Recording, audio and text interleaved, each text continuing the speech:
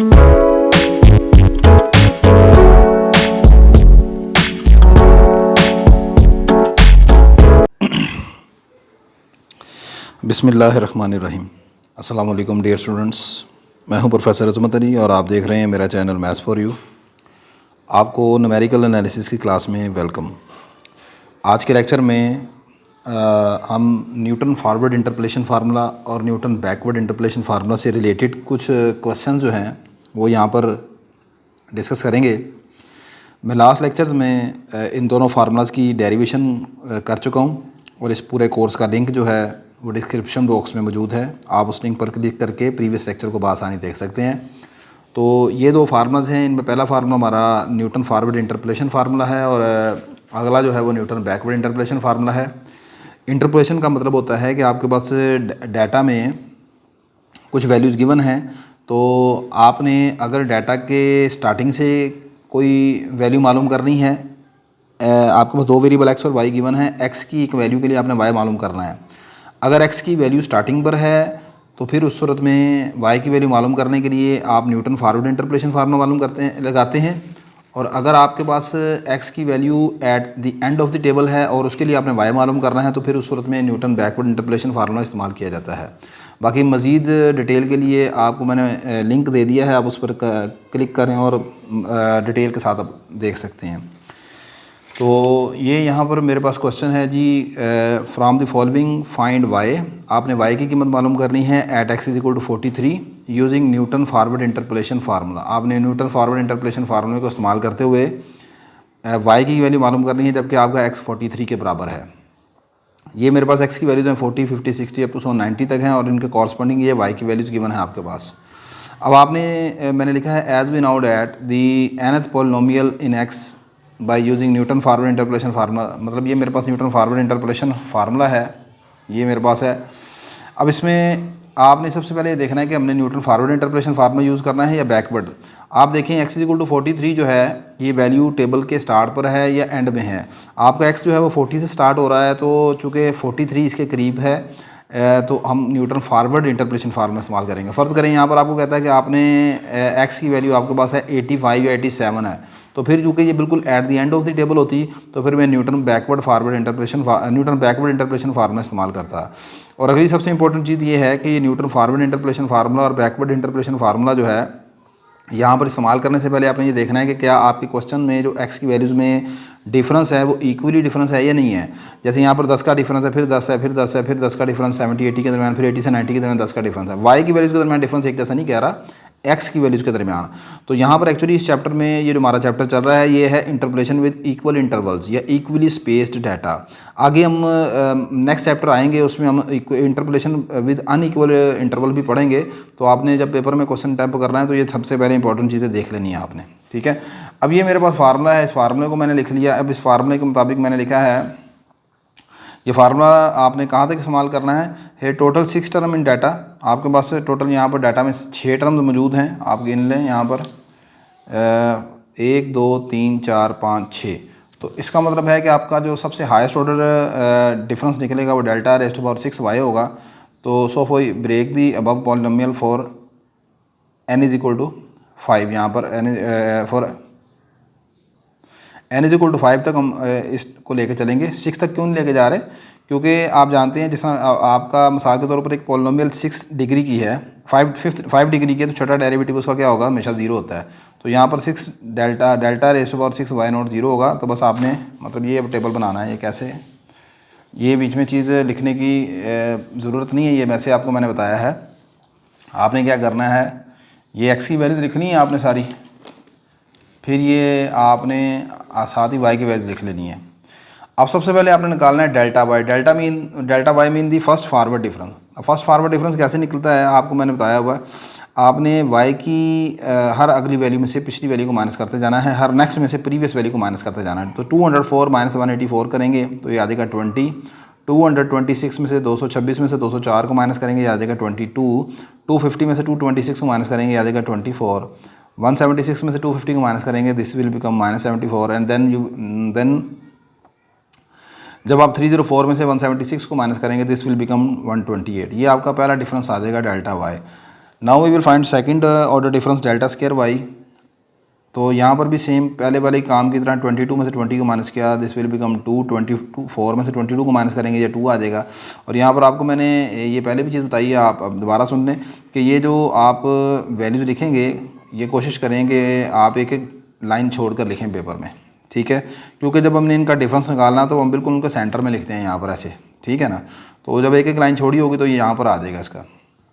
अच्छा, ये delta square Y आ गया, डेल्टा क्यूब वाई क्या होगा, इसी तरह ही नेक्स्ट वैल्यू में से पिछली वैल्यू को इसको माइनस करेंगे, 2 - 2 0 आ जाएगा, -98 में से 2 को माइनस किया -100 आ गया, 202 में से -98 को माइनस किया, दिस विल कम 300, इसमें से इसको माइनस किया -100 रह गया, 300 में से -100 निकाले 400 और लास्ट को माइनस किया तो 500। अब ये आखिरी वैल्यू है, आगे डेल्टा 6 वाई होगा वो 0 हो जाएगा, ये हमारा डेल्टा 5 वाई आ गया। आगे मैं फार्मूला लिखूँगा और फार्मूले के अकॉर्डिंग जो सी मुझे वैल्यू टेबल में से चाहिए होंगी वो मैं उसको पुट कर दूँगा।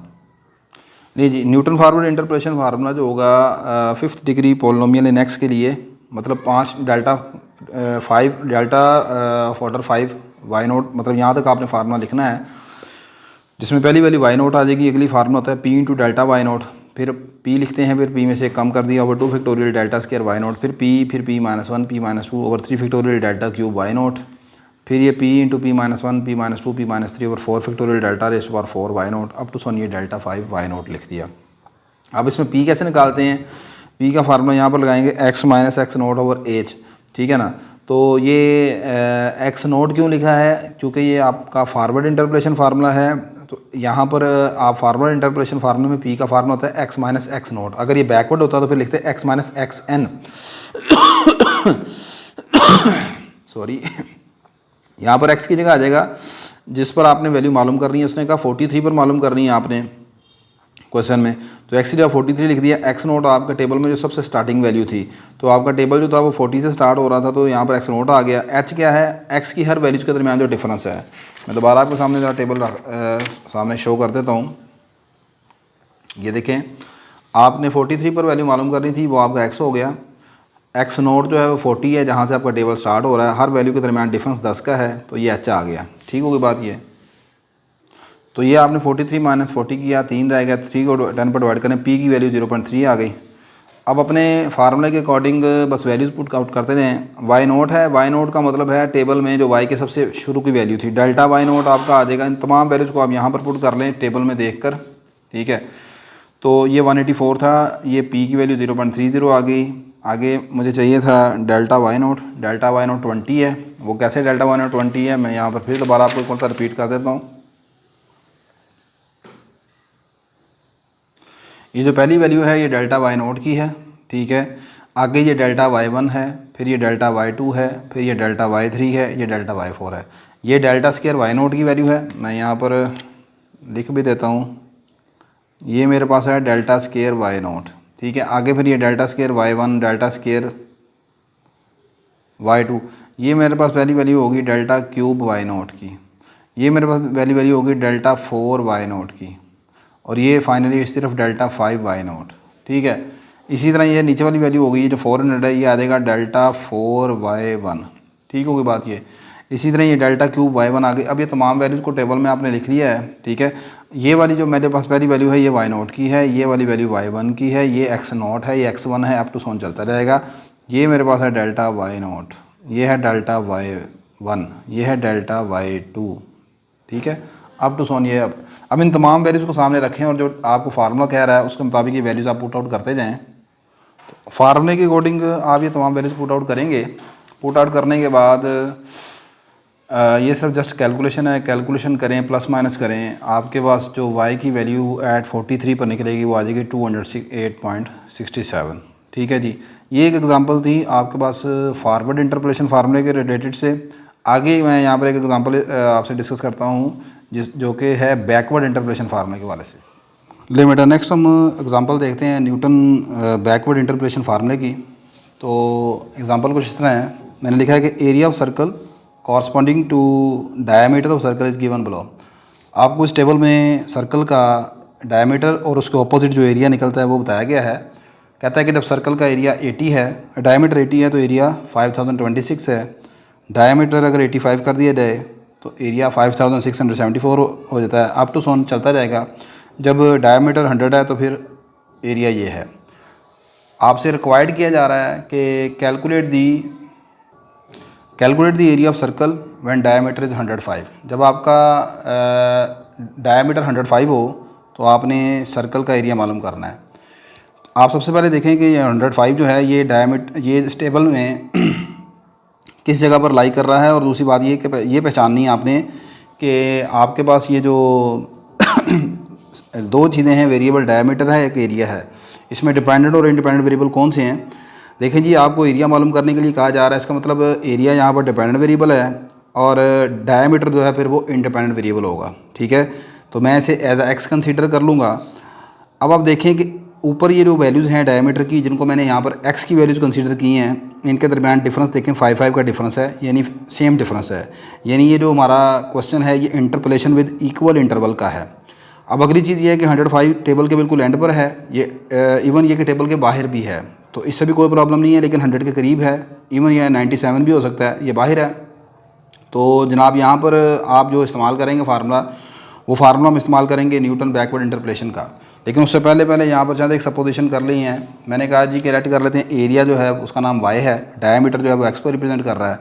तो यहाँ पर इसका मतलब 105 जो x की वैल्यूज़ है lies at the end of the table, so to find area of circle we will use Newton backward interpolation formula. ठीक होगी जी। आगे हम यहाँ पर टेबल बनाते हैं। तो ये मेरे पास टेबल में जो वैल्यूज़ थी x के ऑपोजिट वो डायमीटर थी, उनको मैंने x लिख लिया है, और जो y है वो मैंने बताया, मैंने एरिया मान लिया है। तो आपको सबसे पहले यहाँ पर चाहिए del y, first forward difference del y। ठीक है, यहाँ पर ये देख लें कि ये हमारे पास जो वैल्यू है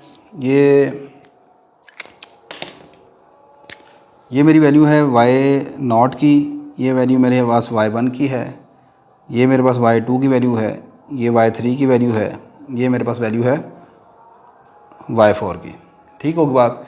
आगे मुझे सबसे पहले चाहिए डेल y, क्या चाहिए होगा, डेल y0 या डेल y1। देखें जी, याद रखें डेल y0 एग्जिस्ट नहीं करता कभी भी। डेल y का मतलब है, डेल है ये बैकवर्ड डिफरेंस, तो बैकवर्ड का मतलब है कि आपने बैकवर्ड जाना है। तो डेल y1 का फार्मूला होगा यहाँ पर y1 माइनस y0, यानी कि ये नेक्स्ट वैल्यू में से पिछली वैल्यू को हम माइनस कर देंगे। तो 5674 में से 5026 को माइनस कर लेंगे, तो आपके पास यहाँ पर जो डेल y1 का आंसर आ जाएगा वो आ जाएगा जी 648। ठीक है, आगे आप चलेंगे, इन दोनों के दरमियान डिफरेंस निकलेगा, उसका नाम होगा यहाँ पर डेल y2। याद रखें ये बैकवर्ड डिफरेंस है, तो आपने यहाँ से हमेशा याद रखें डेल y1 से स्टार्ट होगा, जबकि फॉरवर्ड डिफरेंस में हमेशा डेल्टा y0 से स्टार्ट करते हैं हम। तो ये हमेशा y1 से स्टार्ट करना है, पहली बात ये हमेशा याद रखनी है आपने।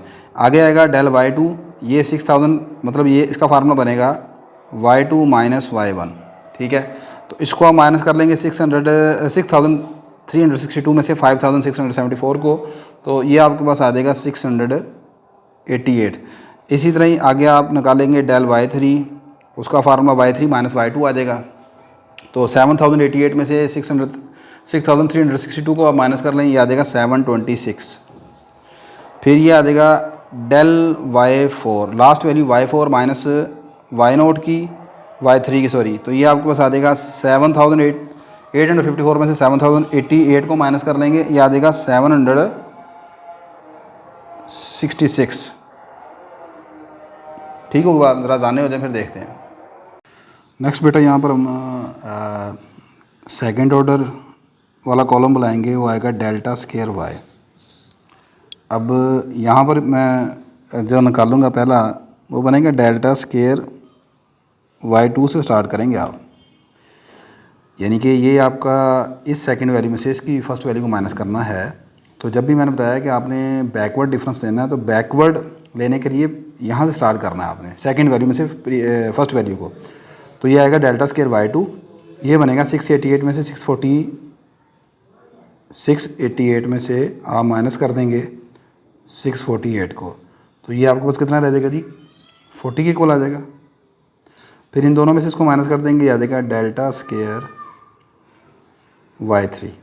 ठीक है, अब डेल्टा स्केयर y3 आ जाएगा 726 में से 688 को माइनस करेंगे, ये आपके पास आ जाएगा 38 के बराबर। और लास्टली आएगा डेल्टा स्केयर y4, ये 766 में से 726 को आप माइनस करेंगे, ये रह जाएगा आपके पास 40 के बराबर।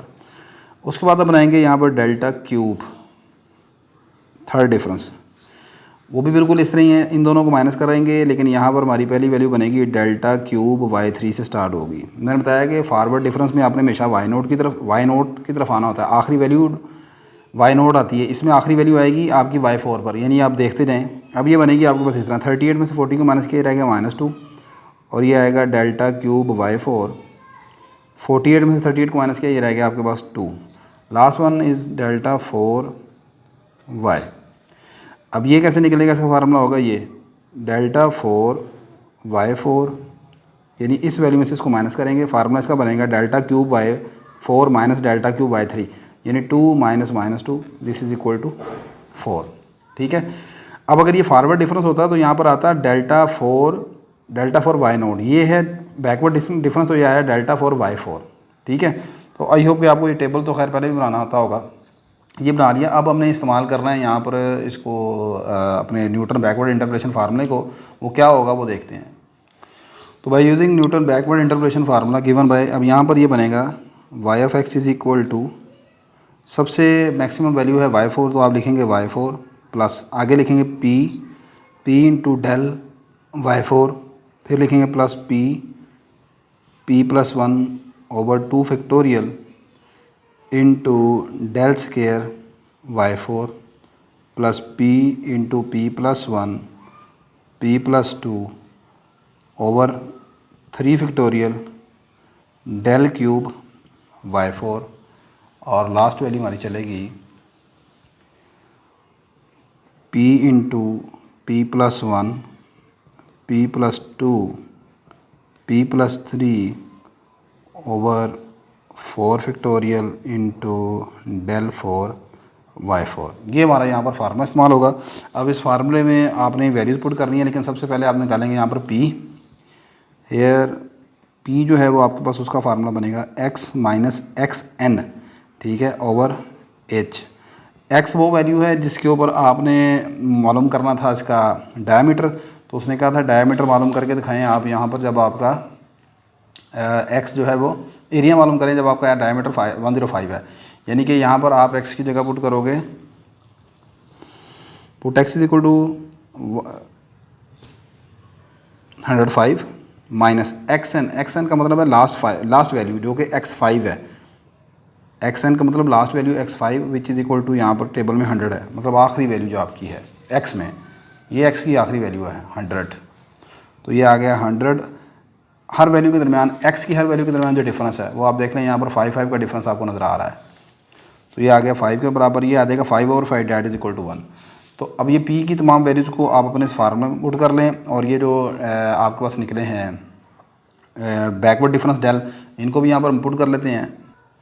तो सबसे पहले मुझे y4 की वैल्यू ये मेरे पास मौजूद है आगे, और x की वैल्यू क्या है यहाँ पर मैंने बताया आपको 105, तो ये आ गया y की वैल्यू एट 105 पर आएगा y4 आएगा 7854 प्लस व्हाट इज़ p आपके पास निकला है यहाँ पर 1 के बराबर, ये आ गया 1। आगे हमारे पास है डेल y4, तो डेल y4 ये निकला हुआ है, ये रहा last value, del y4 is 766, तो यहाँ पर मैं पुट कर दूंगा 766 को, प्लस आगे है p into P plus 1 over 2 factorial, यानी कि आ जाएगा 1 इंटू 1 प्लस 1 ओवर 2 फैक्टोरियल, और आगे है डेल स्केयर y4, तो डेल स्केयर y4 ये रहा सेकंड डिफरेंस में, ये रहा del square y4 which is equal to 40, तो ये हमारे पास आ जाएगा जी यहाँ पर 40 के बराबर, प्लस आगे है p into P plus 1 over p plus 2, यानी कि 1 into 1 plus 1 into 1 plus 2 over 3 का फैक्टोरियल, और आगे है डेल क्यूब y4, तो डेल क्यूब y4 हमारे पास है ये सारा, del cube y4 is equal to 2, तो ये सारा जनाब हमारे पास आ जाएगा यहाँ पर 2 के बराबर, last value plus p into b plus 1, p आ गया 1 के बराबर, 1 plus 1 1 plus 2 1 plus 3 over 4 factorial, और आगे लास्ट वैल्यू है डेल 4y4, ये del 4y4 which is equal to हमारे पास था 4 के बराबर। तो ये तमाम वैल्यूज़ आपने यहाँ पर पुट आउट कर दी हैं। अब इन तमाम वैल्यूज़ को कैलकुलेटर से आप सिर्फ सोल्व करना है, तो सॉल्व कर लीजिएगा। ये कैलकुलेटर का इस्तेमाल करने के बाद मेरे पास यहाँ पर आंसर आता है 8666। ठीक है जी। तो ये आपके पास जब डायमीटर होगा 105 तो एरिया उसके बाद उसको निकलेगा 8666। तो इस तरीके से जनाब इसको आपने करना है। तो आज के टेबल में हमने फॉरवर्ड और बैकवर्ड डिफरेंस फार्मूले का इंटरपोलेशन फार्मूले का इस्तेमाल सीखा। आई होप कि वीडियो आपके लिए हेल्पफुल होगी। वीडियो अच्छी लगी तो लाजमी लाइक कर लीजिएगा, शेयर कर लीजिएगा और चैनल को सब्सक्राइब कर लीजिएगा। अल्लाह हाफ़िज़ जी।